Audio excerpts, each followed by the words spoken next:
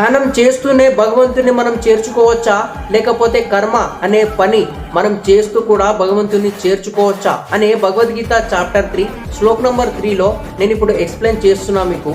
అర్జునుడు ఇంతకుముందు 3వ అధ్యాయంలో 1 మరియు 2వ శ్లోకంలో ప్రశ్నలు వేస్తూనే ఉంటాడు కృష్ణుడికి.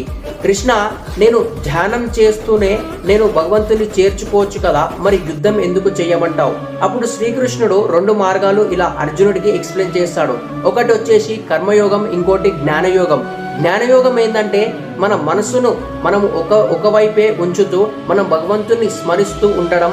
ఇది పెద్ద పెద్ద మునులు మరియు సాధకులు అనేది వీటిని ప్రయత్నిస్తూ అతను మనస్సును అనేది నియంత్రించుకుంటూ అతను భగవంతుని ప్రాప్తి అనేది పొందుతారు. ఇంకోటి కర్మయోగం. కర్మయోగం అంటే మనము ఏ పనినైనా శ్రద్ధగా భగవంతుని యొక్క సేవలో అతను చేస్తే ఫలపేక్ష లేకుండా మనము ఆ పనిని శ్రద్ధగా చేస్తే ఈ మార్గం కూడా సరైనదే. కాబట్టి ఇక్కడ ఎంచుకున్నది ఏ మార్గమైనా సరే, కానీ మనము దాని నుంచి మనము ఫలితాన్ని అనేది ఆశించకూడదు. మరి భగవంతుని యొక్క సేవలో ఆ పనిని చేస్తే మనము ఏ మార్గం ఎంచుకున్నా మనము జీవితంలో సరైన దిశలో వెళ్ళగలుగుతాం.